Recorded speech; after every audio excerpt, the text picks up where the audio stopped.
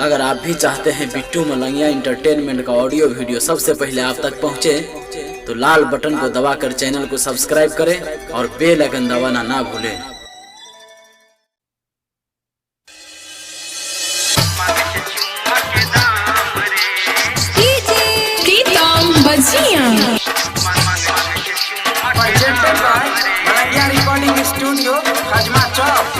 कबो चुम्मान दै छै भैया के साली रोजे रोजे उदै छै हमरा के गाली। कबो चुम्मान दै छै भैया के साली रोजे रोजे उदै छै हमरा के गाली। जहिया से हमर नंबर लेलकै, जहिया से हमर नंबर लेलकै, करे छै फोन सुबह शाम रे।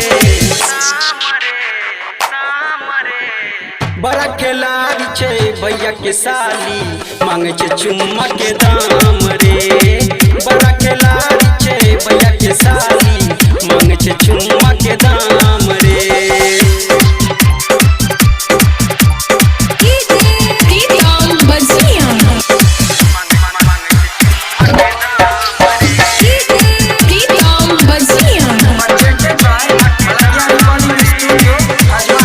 दिने में दू बेर मेकअप करै छै, तीन तीन बेर केश झाड़ै छै। फेरा में हमरा एतै जे कहियो, फेरा में हमरा एतै जे कहियो। दिन में दू बेर मेकअप करै छै, तीन तीन बेर केश झाड़ै छै। फेरा में हमरा एतै जे कहियो, फेरा में हमरा एतै जे कहियो। पीस देबै हम गाल रे।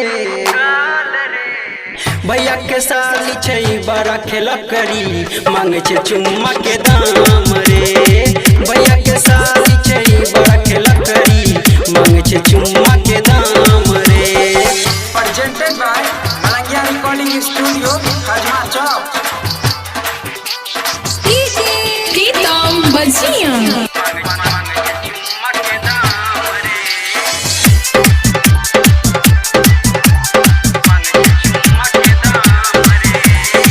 राइटर जबरवा के छियै साली, दिन में लगबै छै होठ के लाली। राइटर जबरवा के छियै साली, दिन में लगबै छै होठ के लाली। राइटर जबरवा के छियै साली, दिन में लगबै छै होठ के लाली। गायक आशीष अब नहीं सहतै, गायक आशीष अब नहीं सहतै, करतै पूरा काम रे। भौजी के छोटकी छियै बहिनिया, मांगे छै चुम्मा के दाम रे। भौजी के